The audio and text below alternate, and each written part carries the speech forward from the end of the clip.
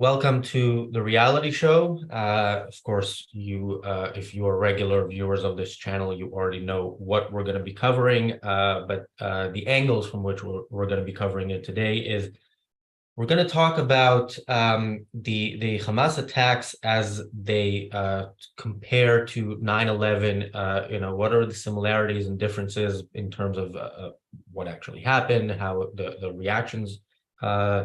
What the reactions are to it.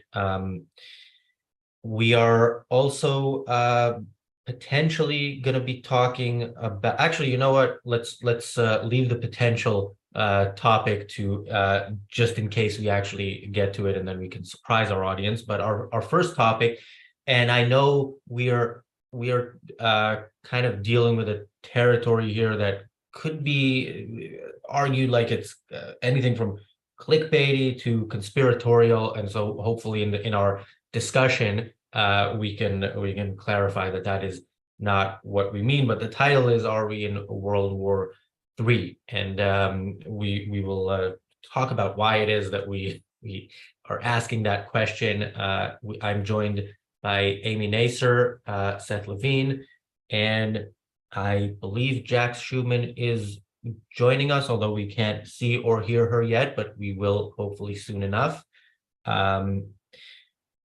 Okay, so before anybody else is blamed, this is my title and my topic. I thought we should discuss it, and I thought we should discuss it because Russia attacked Ukraine a year ago, or over a year ago, a year and a half ago.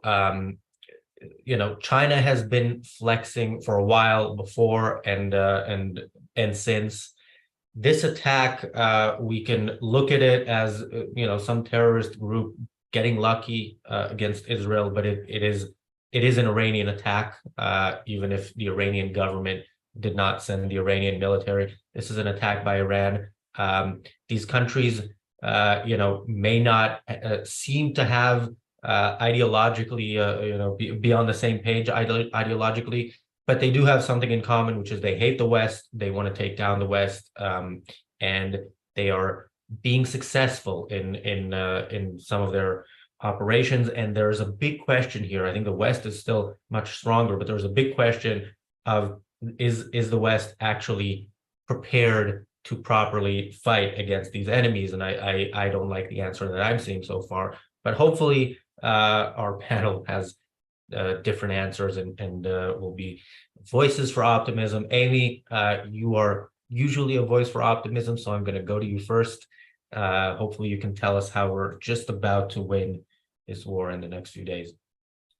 In the next few days, yes, Razi, that's right.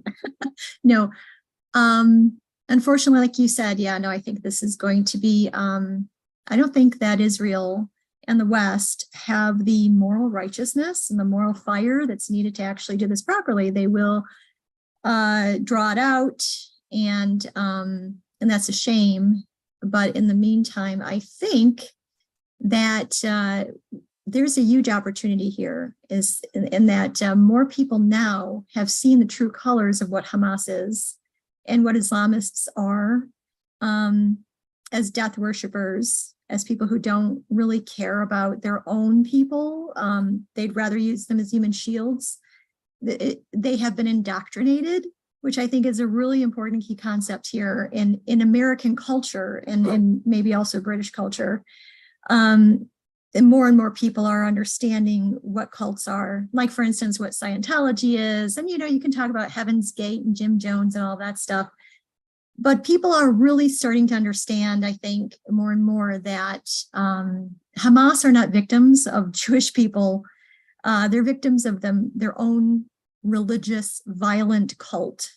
And until the West says that to people, and sure, you can call it militants, terrorists, radical Islamists, however, but they're a religious cult, and they've been indoctrinated. And honestly, the reason why, and this is something I thought of, and I thought, this sounds right. Tell me if this sounds right. The college kids in the universities look at the Palestinians and Hamas and Islamists in general as more morally righteous. Now, why is that?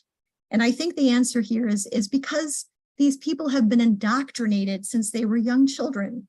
The Palestinians, especially people, in Iran and Saudi Arabia and so on, they've been so indoctrinated to believe that they are morally righteous, that they they will always be seen as the more morally righteous group. On top of that, they use altruism as a weapon to make it seem as if that they are the victims. Add cultural Marxism to that equation, and you're just going to have more people in the West, unfortunately, see these murderers as morally righteous. That needs to be said. That needs to be explained. And I really do hope that people pick up on that. Yeah, Yeah. I mean, the way, by the way, anybody who didn't watch the Daily Objective that ended a few minutes ago, where I interviewed Ayman Osman, who is from a Muslim background and has lived through Muslim cultures, both in in Sudan, has experienced the culture in Saudi Arabia and here in the UK. You should watch that interview, because I think it would help understand the hatred, certainly towards Jews, but towards the West in general, among Muslim communities, especially those where religion is taken seriously. But yeah, you mentioned, the students. It's the fact that people who grew up in the West in a secular culture are still siding with Hamas. I think that is a big red flag, and I don't just mean that because they're probably waving red flags as well, but it's something that we should be very concerned about. And Seth, you were in New York, and you've I don't know if you've seen it with your own eyes, but this has been something that has happened in New York. There have been demonstrations in support of Israel, but there have also been so-called pro-Palestinian protests, or as I referred to them, celebrations of the massacre. Your thoughts on this? Yeah, no, I think those are kind of happening today. I don't see any specifically for my seat right here, but they are. I know they are slated. I know there's been things canceled. There's been, a police force, police mobilization in anticipation of that. I know, my family was worried leaving the house this morning, going to school. So there definitely is a heightened awareness here. I mean, that said, my thinking is like, if this is going to happen in New York, we're civil, very civilized, area in society, like we're in trouble. And obviously 9/11, that did happen. But just kind of maybe going back to the World War III theme, is this World War III? I think like when you look at sort of the potential conflicts around the world, there obviously are similarities and differences between them. Let's just take like China, Taiwan, Russia, Ukraine, and then Israel, in the Middle East. I think this one, the Israeli versus Hamas, it definitely struck me more, and that's not just because of my allegedly kind of Jewish heritage, but it hit me much more as like this is a civilization versus barbarian framework. Now, obviously, when you look at if you look at China, Taiwan, you look at Russia, Ukraine, obviously there is a good and evil aspect to it. There is a liberty versus authoritarian aspect to it, for sure, if not a heavy theme. But this one is much more of, it feels like the city, the sort of nature is over, retaking the city in a sense. Like, has Western civilization eroded to such a point where we are now reverting back to this state of tribalism, tribalism, right? Because civilization is an achievement, that was achievement of, the Western Enlightenment. And now it seems like, the Middle East conflicts are very much a regression, and a very stark regression, in a very moral sense, whereas some of the other conflicts, out there, seem more political. And as kind of Amy hit upon, like, this is much more moral. Like, there's a much greater altruistic undertone to this, of rooting for the, if you want to put in sort of, kind of the the leftist terms, it's almost like the victim Olympics, right? We are rooting for the oppressed. We are rooting for the, or the alleged oppressed. We are rooting for the downtrodden. It doesn't matter who's right or wrong. Just the sheer fact that they are poorer and kind of less well off and even more primitive gives them kind of this moral superiority where they are automatically good in a sense. And to literally like fight for your life, a invasion of that is committing like a moral crime, where people just, they don't almost see it. It's very, I think it's that abstract and meta to a sense, where like I wonder if like those are the terms that we need to be discussing this in this moral term, this civilization versus barbarism term. Because I really had I don't mean to ramble here, but like when I was thinking about this, like, imagine being at, imagine just living in Gaza, imagine being, at one of like the festivals, right? And all of a sudden, like, you see a horde of barbarians approaching, killing everyone. Like, it almost like harkened me back to like being like a villager in like, in England, and having like a boat of Vikings pull up, right? Like, it must be absolutely terrifying, because the only purpose of seeing those people is to slaughter you, right? It seems like there's no other purpose other than slaughter. Like, this is not to regain territory or anything else. Like, the sole purpose is slaughter. So it is like very moral in the sense of like, it is life versus death. So I'll just leave it there. I've been rambling for a long time. I was watching an interview this morning with somebody who was at that festival and was there when they started shooting, and ended up the way he ended up making it out of there is he hid underneath bodies of people who have been killed, and he still got shot in the legs because they were shooting at the bodies just to make sure that everybody's dead. And yeah, that is something out of things that we would like to think no longer exist in the world, but clearly do. And you mentioned how the left kind of sides with the Palestinians because they're supposedly the underdog. And I'm thinking, I wonder if the right or elements of the right side with Russia because they're supposedly stronger, which makes you think if we are at a world war, whose side are we on? And yeah, that's. Anyway, Jax, you live in the in Silicon Valley in the San Francisco Bay Area. Which side would San Francisco be on if there's a world war?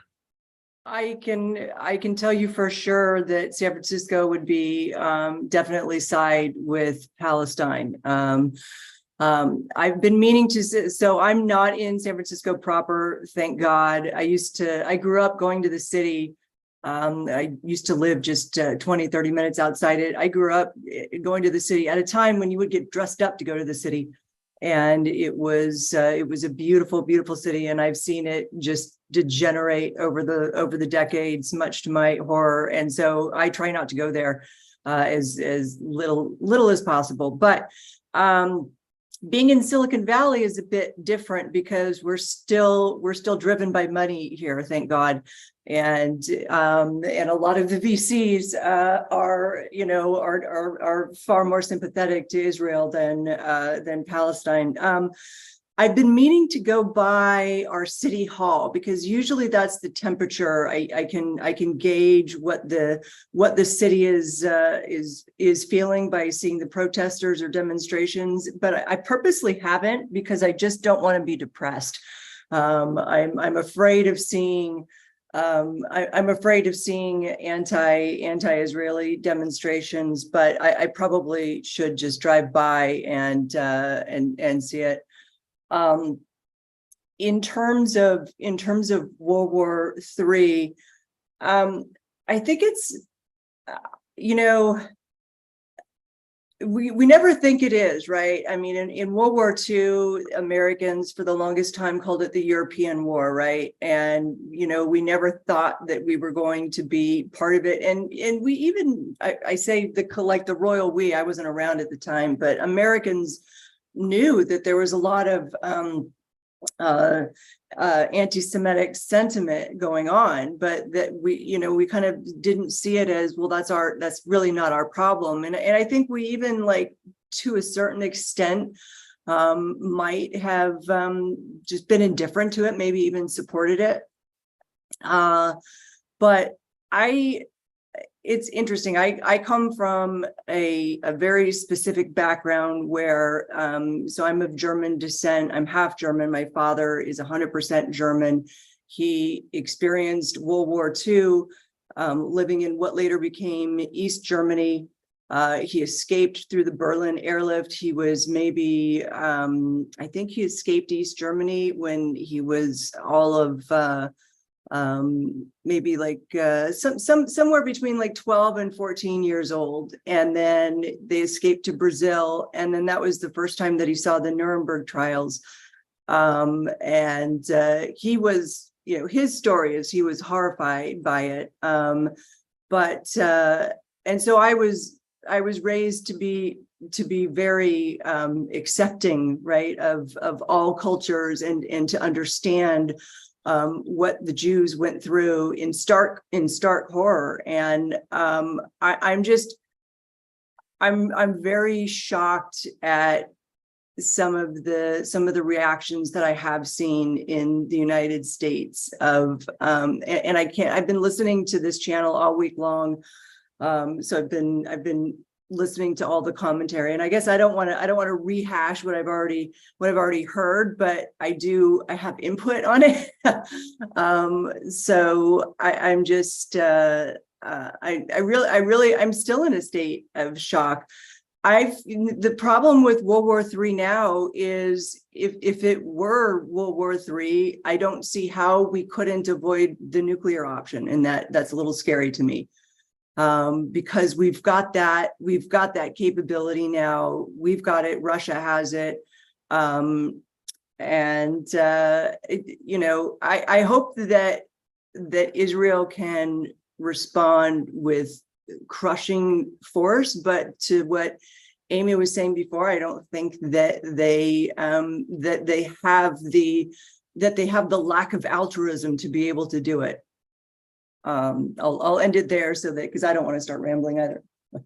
I'm almost surprised. Go maybe the Amy's positivity. That's the word I'm looking for.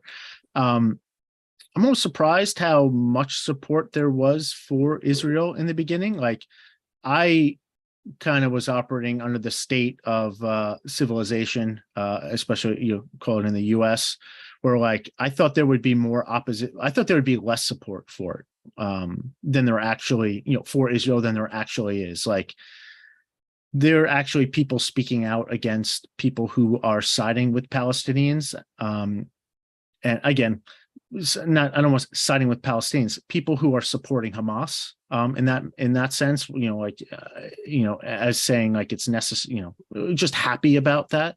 So, I think there's still a thread of people who understand this is wrong, but I prefer it not to be. I think unphrasing it, sort of changing the framework from Israeli versus Hamas, or, strong versus weak, into your life versus someone who wants to remove that life, which would be more of the East, the West versus, barbarism kind of context. I think that would resonate more with people. That's just my own sense, because then we break out of the sort of victim Olympics that people like to do. And again, I think a lot of people support the Hamas side of this because of it is the altruistic underdog versus versus the strong, the weak versus the strong. And I think if you could reframe that away from that into life versus death, I think that would change some people's minds. I think that, as stark as this has been, I think that has maybe surprised me to the, upside in terms of how many people actually are siding with, with the Israelis in this conflict. I think it's great to reframe it. I would go so far as to just reframe it to freedom versus oppression. Death, like literally death versus life. I was reading the Hamas charter yesterday. Their goal is it's very, plain and simple. They wrote it back in the 80s, extinguish the Jews, period. Yeah. I mean, it comes straight out of Mein Kampf to me.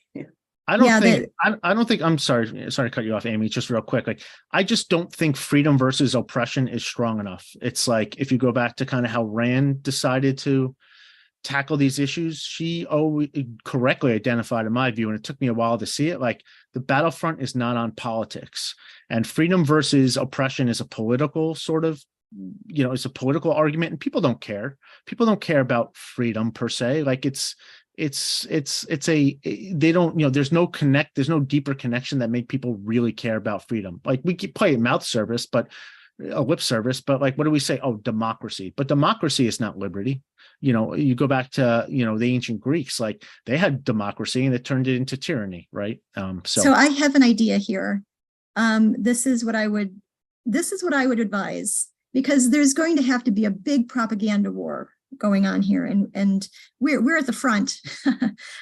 We really, it's a moral war, and we need to convince Israelis and other people in the West that this is what's going on here, and this is what I advise. First of all, the Islamists, the Muslims in these countries they're dehumanized, not by us, not by Israelis, not by Jewish people, no, by themselves, by their own actions, by their own insisting that they are victims. And no one, I keep thinking about it, no one really sees these people in Gaza as actual human beings. They see them as victims, but not as individuals with agency. They don't see that. That doesn't even come up. That's a great point. And the thing is, we got to start talking to the Islamists as if they were human beings with agency. I think that's the real key point here, and this is what I would advise Israel to do. If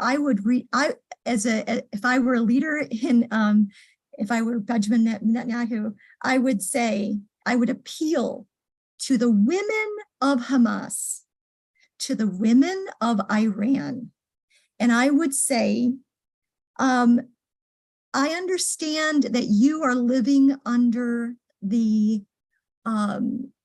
oppression of a death cult called Islam. And this is how you're interpreting Islam. There are Muslims around the world who may interpret differently, but this is how you're interpreting it. And because you are living under this, it's only going to end in your death and your children's death, and anybody that you value, their death, because you're not living on earth. You're not living this life here on earth.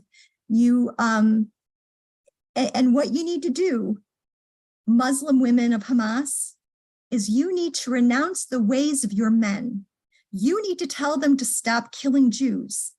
And if Islam means to you, it means death worship and killing, how dare you not stand up against Islam for your own lives and your children's lives? How dare you, women of Hamas, how dare you keep this fighting going by encouraging your men to kill?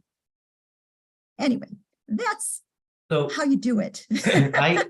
You mentioned, Iran, and I definitely think if and when that front opens up, which of course it should, we have allies there. By the way, I would not limit it to women. I don't know if you guys saw, there was this Now, this was in Persian. I don't speak Persian. I'm going by the translation, but there was a football, a soccer match where somebody, I don't know if from the authorities or from some of the audience,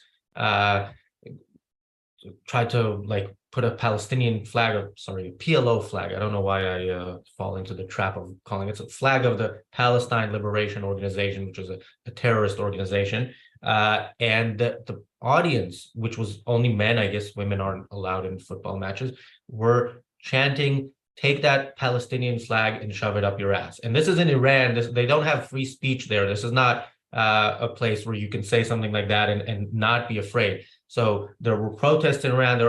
There are potentially allies there. As for the Gaza Strip, I would not talk to the women there. I would not talk to the men. I would not talk to anybody. I think the time for talking there is over. Well, I think, what I mean by that is, Razi, is you're not talking directly to them. You are humanizing these people. You are making them accountable for their actions. You are bringing the victimhood out of them and telling them that they do have moral agency.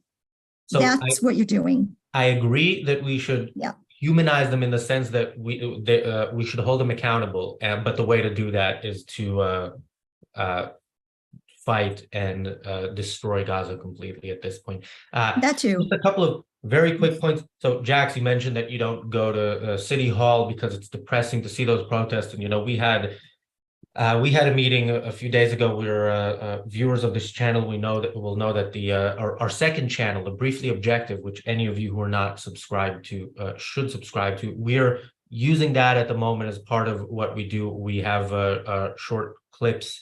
Marco and Richard, co-hosts on this show, are managing that project, and we have short clips almost every day there that are edited, that are YouTube algorithm friendly. And we had a meeting to discuss that. And, you know, one of the things we have there is images, and those images are difficult to come by. We don't want to get sued by anyone. But we want to have relevant images. One idea that came up was actually going to the protests and taking our own footage. And I mentioned I would not be able to bring myself to do that. I would. I don't know how I would react, but it would not be good. I mean, it's not good for me even watching them. So yeah, I understand why you're not going to City Hall. And I will just say, since I mentioned the Briefly Objective, that the next video on that channel will premiere in 30 minutes or so. So after this show. I also want to quickly go to our super chatters. Thank you all for your super chats. Robert Naser with a super chat. Jonathan Honig says, "Thank you for these important shows and your clear moral voice." Thank you, Jonathan. John Was says, "So spot on, Amy." This was the first time you spoke. Yeah, maybe we should read these super chats when they're being sent, but actually that would kind of interrupt the flow of the program. So well, this is even more relevant for the next super chat, which is Apollo Zeus saying, "I hope not," and a heart emoji. If you want to say in the regular chat what it is that you hope not, then we can read that out and follow up. Jeff Bannister with a super chat, and Frank Grail asks, "Can Israel be a pariah if they use crushing force?"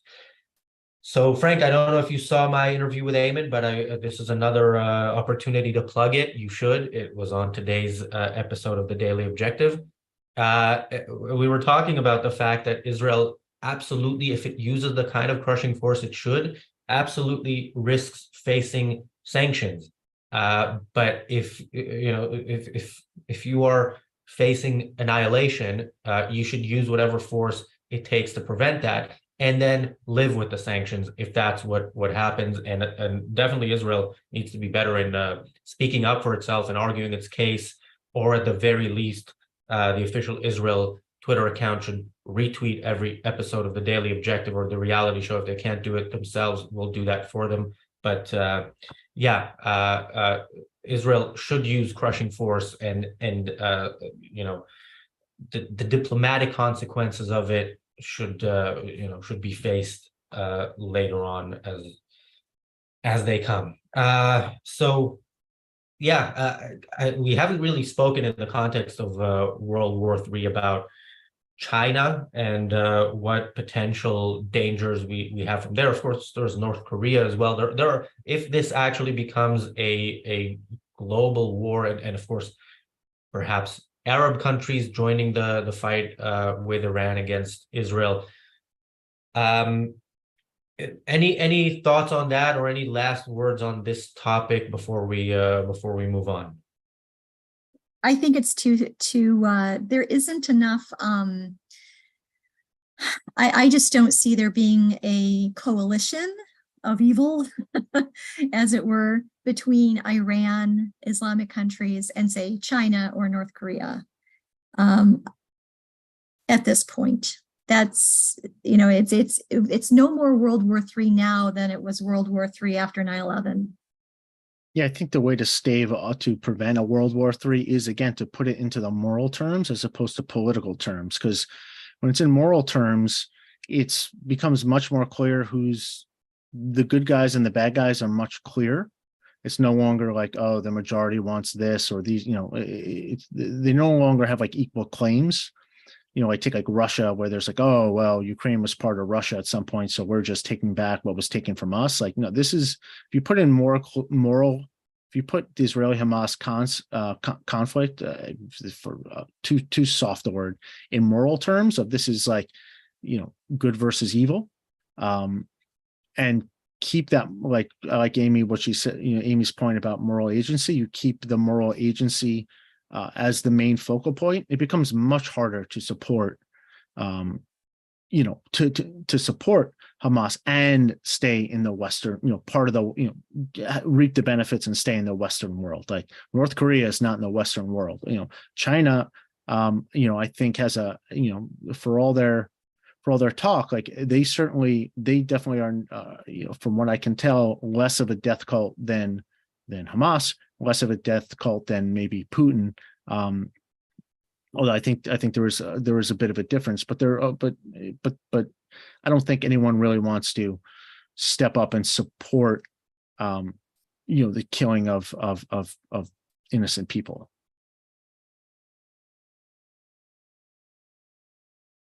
Jax, any last thoughts on the topic? I think both what Amy said and Zed said are spot on. So I will leave it at that.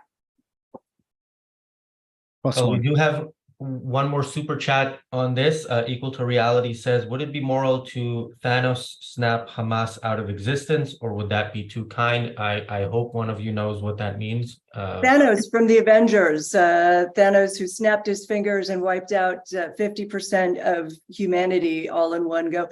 I think it would be perfect to do that. I mean, if we can drop a bomb on Japan and which was the right thing to do, I will say, because it brought them to their knees. I think that is the only solution for Hamas is to wipe them out of existence. There is nothing that is positive about what Hamas stands for. Everything needs to be completely wiped out, as far as I'm concerned.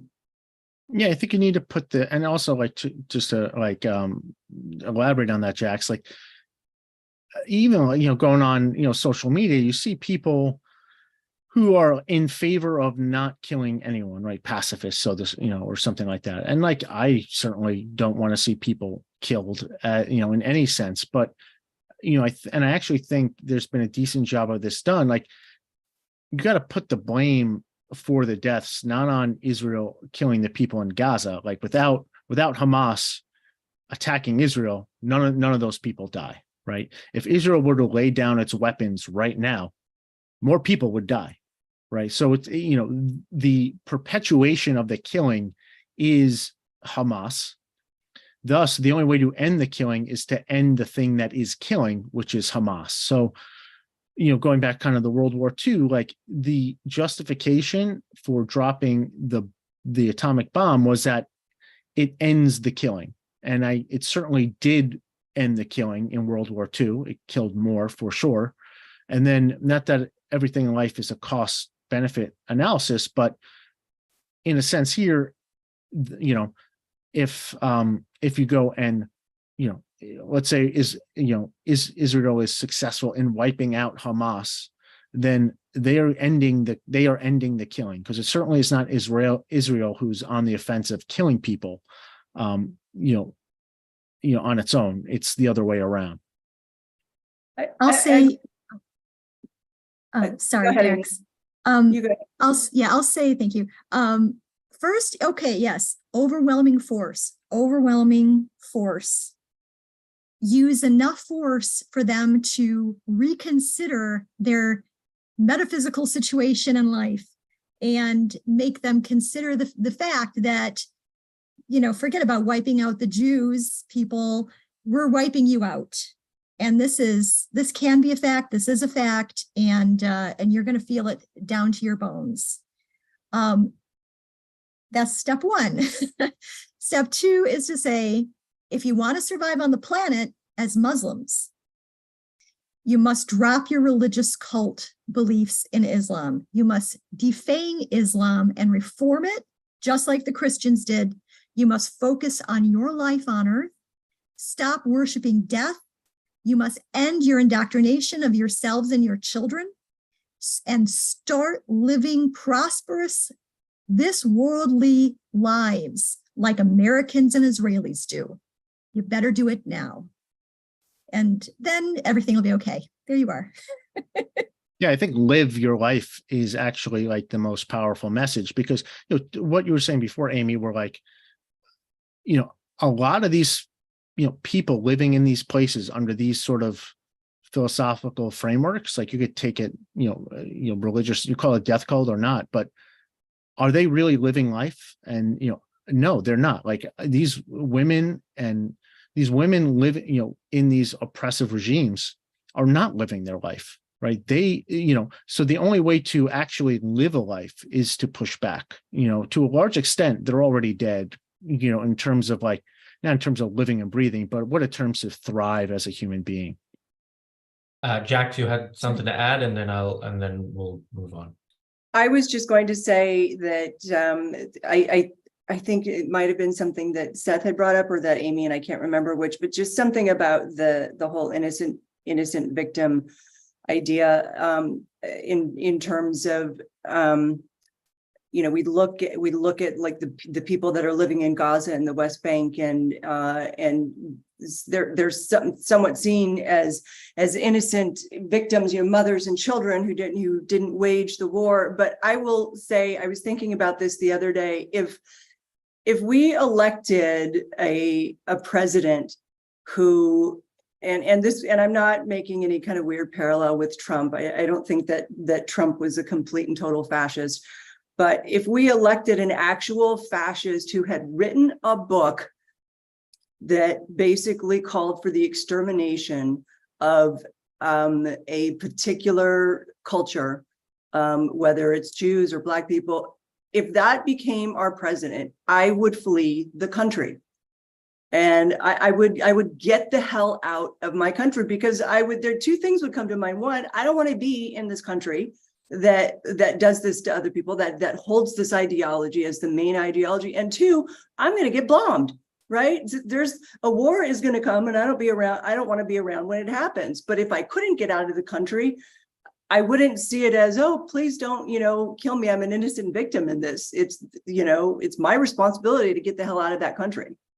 Is that in reference to Mahmoud Abbas, the Palestinian president, who basically wrote his PhD? I think he's the only person with a PhD in Holocaust denial from the University of Moscow or something like that. Was that the reference, or was that? No, I would love for that. I would love for me to be as smart as to have that reference, Razi, but that was just a total original thought. Well, so yeah, we have that, and that is the moderate Palestinian side. That is the Palestinian Authority that came out of the Palestine Liberation Organization, which is supposedly the good guys and the ones we should talk to, as opposed to Hamas. Just very quickly, Apollo Zeus says that he meant he hoped, I hope not, in relation to that this is World War III. And I just have to end on this because Seth mentioned people not wanting anybody to die. I saw Rucka tweet a a screenshot of this exchange on Twitter, so I'm going to read it out. Sarah Silverman tweeted, Israel only shoots at military targets, but they know they keep those targets in populated areas. So the question is, why are military targets more important than human life? Why retaliate like this? Just more murder, more bodies, more hate. My heart bleeds for all the innocent people killed. And Dave Rubin replied, are you retarded? And I think that is probably my favorite Dave Rubin moment, since he pretended to be kind of, sort of, maybe on his way to becoming an objectivist. So thank you, Dave Rubin, for that, I think, proper response to Sarah Silverman. All right. Yeah, there have been comparisons between this attack and 9/11, the comparisons in the number of deaths, which is nearing half the total deaths of 9/11, and of course proportionate to the population, it's more than 10 times as many. And the type of attack, the ideology behind the attack.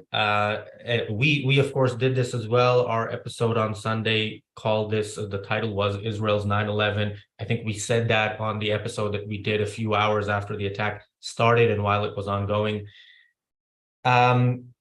So I think we all remember 9/11, right? I'm not aging anybody here by saying we were all around and adults at the time.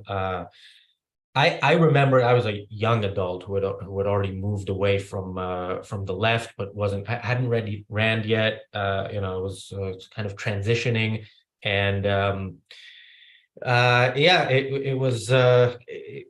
This is part of the reason why we're doing what we're doing now, is because I remember that, and I look back at that, and I think the response was, on the one hand, everybody was on the same page and everybody was behind America and so on. On the other hand, it wasn't real, and we saw the results quickly thereafter. Right after the attack, everybody's on the same page, and then as the days go by, that becomes less and less the case. Seth, I think I should start with you on this because you're the New Yorker here on the panel. Yeah, I was still in my senior year of college at 9/11. It did shake me to my core. I did move to New York just after 9/11, but I think this is worse than 9/11 in a lot of ways. This is much more. It's much harder to argue that this is a much more declarative statement of war than I think 9/11 was. 9/11, you could argue this is a one-off, these are a small group of people who mastermind, this crash, right? It was only a handful of people who masterminded it. Yeah, it took a lot of money and skill and all that behind it. And obviously we found out that the web is much larger than the handful of people, but at least at the onset, you can argue that is isolated to individuals. This is literally an invasion of, I don't know how many, people, militants attacked, were involved in the initial attack, but this is way more of a military-esque war. Just to look at the tactics involved, the strategy involved, the planning involved. I think this is a escalation above what 9/11 is. 9/11, I think, was more of a symbolic strike. There was no follow-on invasion of America planned, as far as I know. What happened in Israel doesn't seem like it was like, oh, we just hit them and that's it. It seems like this is a complete, escalation of a conflict in the hopes of it becoming something very large. More of an actual event than maybe a symbolic event. Dax, your thoughts on this? So I have a crazy 9/11 story because I was in full-on bridezilla mode. I was 5 days away from being married in the tallest building in San Francisco. And I remember first I had a friend who worked for the newspaper and called me. She was my bridesmaid and gave me the wrong news and said fighter jets have just attacked New York.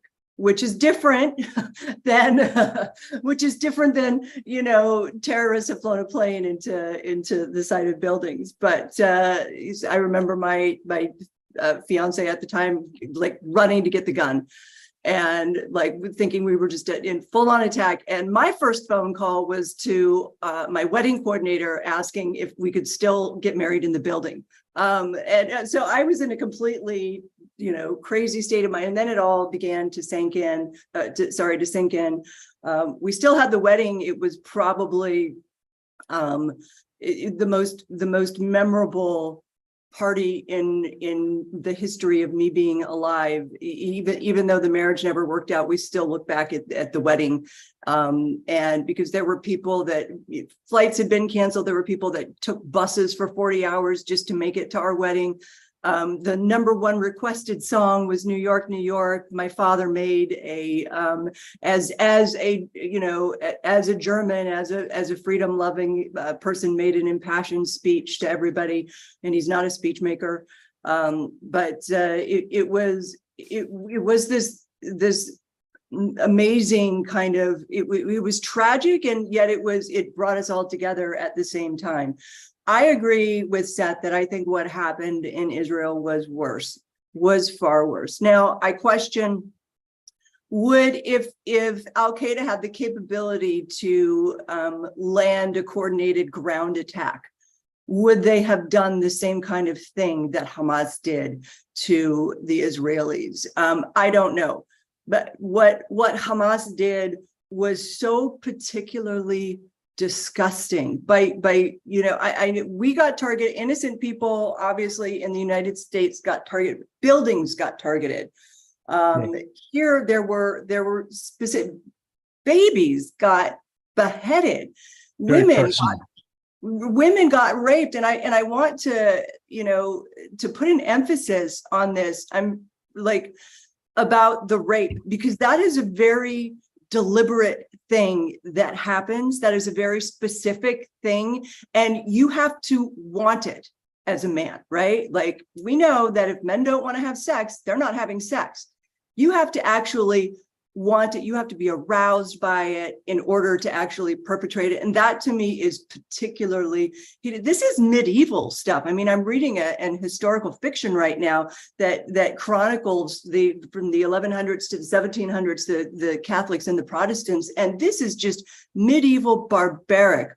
I think that it is much worse. It really, like, to say that it hits below the belt is just such an understatement. It is meant to just completely demoralize and show just the most extreme amount of hatred for a people. That I think it's far worse, and that's why I want the response to be a lot stronger because of that. Because of the way that they carried it out, what they chose to do. I have no words for the kind of atrocity that is built into raping women in front of other people, right? Rape is bad in and of itself, but to be able to do it in front of other people and to be happy about it is just absolutely mind-blowing to me. It's not just in front of other people, it was next to the dead bodies of their friends. This well, Amy, I will go to you, and then I will share my thoughts. Oh, okay. I have to unturn my stomach. Okay. Story about 9/11. All right, here it is. So Andrew Bernstein was going to be speaking at U of M Ann Arbor. I believe it was September 12th or 13th. Planes are ground. I called Andy and I said, you still want to, you don't have to come out here. Obviously, you can't come out here. And he said, a number of expletives. And after the expletives, it was, I'm getting in my car and I'm going to be driving out there 12 hours from New York to Michigan. And I'm going to speak because these expletive they're not going to get me to stop what I'm doing. They're not going to get me to stop living. Just paraphrasing here. And, you know, the next day, I went to work. And my mantra was business as usual, life as usual. This is the rule, not the exception. Life is the rule. And I went forward and I you know, worked my scheduled shift. The next day or two, Andrew Bernstein came into town and he spoke at U of M Ann Arbor. And we gathered together, just Jack's, like your story about the people at the wedding gathering together and supporting one another and finding compassion in one another and catharsis in one another. And that's what happened. Of course, I was absolutely appalled. I was jumping out of my skin and I wanted to kill. But yeah, that is I still viscerally, I can feel how I felt 20 years ago. Mm-hmm. But yeah, you're absolutely right, Jax. If they came down and, you know, in their ridiculous, retarded hang gliders and tried to murder people in America. Yeah, I mean, obviously it was worse in Israel at the festival. One thing I need to point out, you know, Bono of U2, of the band U2, he actually did something good. Oh, yay. Yeah, he actually honored the murdered and kidnapped concert goers that night. I think, I don't know if it was Saturday or Sunday. He actually made a point to change the song lyrics to "In the Name of Love," the Pride song. Instead of early morning, April 4th, the shout rings out in the Memphis sky, free at last, they took your life, they could not take your pride. He said, early morning, October 7th, the sun is rising in the desert sky, stars of David, they took your life, but they could not take your pride. Yeah, so that was really good of Bono too. So I just wanted to call him out on that. But yeah, I mean, in terms of how this has affected Israel as opposed to how it affected us in 2001, yeah, this is cumulative terror. Again, I hope that Israel and all civilized people on the planet will wake up to the fact that they are being morally manipulated, and they need to wake up to the fact that this cannot go on, and they need to demand that these Islamists, that they do have moral agency. They are human beings. They are, of course, in a cult. They've been indoctrinated and everything, but they can, just as any human being can, they can make a choice to be moral. They can make a choice to stop the killing. They can make a choice to turn against their bloody leaders and their bloody ideology. And it's time to do it now. Yeah, I just want to, you know, I think it's always difficult to compare these things. Like if you know, there's terrorist attacks in Israel that are just, you know, somebody running with a knife and stabbing people, and if you know, there's a stabbing attack and one person died and that person is a loved one, then that of course is worse for you than any other attack. I think this particular attack is unique. It's kind of uniquely symbolic, at least, of taking religion seriously to the fullest, and taking specifically Islam seriously and to the fullest, because it is very uniquely Islamic terrorism. This whole idea of, you know, we're gonna, you know, there was some terrorist was interrogated, and there was some video of it, and he's saying, yeah, we wanted to dirty their women, we wanted that's why we raped them. Like, there's, you know, the idea of beheading babies. This is very specifically a type of you know, we were talking about this a few days ago, and the people who say, you know, the Palestinians are fighting for their freedom, as despicable as that is, that idea is on its own. You think about how in war there are situations where you have to kill. There are no situations in which you have to behead or burn babies. There are no situations in which you have to rape. That is not When going it to does help. happen, it's a war crime and you're tried for it rightfully. Yeah, and so yeah, I think in terms of showing visually how barbaric this ideology is, this is in some sense it's something we've seen here for the first time, and I hope the big difference between this and 9/11 will be that the military response is a fully just one and destroys the enemy. Bonnie asks in a super chat, can people just walk out of Gaza? What's allowed? I don't know the answer to that. I do know that it's complicated because it has several or at least three elements to it. One is Israel, who encouraged people to leave Gaza at some point, encouraged people to leave to Egypt. And then there's the other element, which is Egypt. And of course, they don't necessarily want the people who did the things that were done on Saturday to come into Egypt. And then there's Hamas, who may try to block people because they're, for them, dead Palestinian babies is great footage.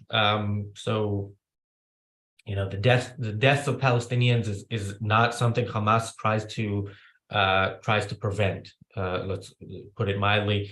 So I would think it might be more difficult now than it usually is. But I've said this before: any Palestinian who loves life would have found a way out already. The real victims in Gaza are the children, and I have no sympathy for any of the adults. So that is my position on this. And sorry to take the last word for myself, but we do have to wrap up because the Briefly Objective is gonna premiere in less than 2 minutes, and I hope everybody watches it, shares it, subscribes to the channel.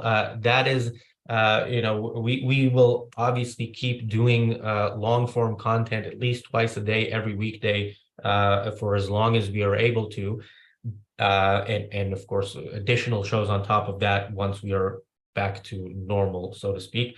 But YouTube will favor the kind of content that we have on the Briefly Objective, and that content will hopefully feed into this channel. So once again, that video premieres in about a minute.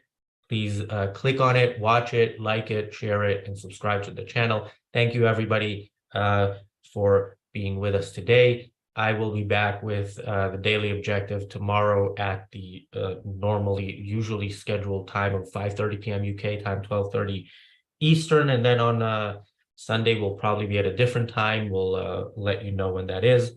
Thanks, Jax. Thank you, Amy. Thank you, Seth. We will see you all here next week, and we'll see our viewers on the Briefly Objective in a few seconds. Thanks. Thank you.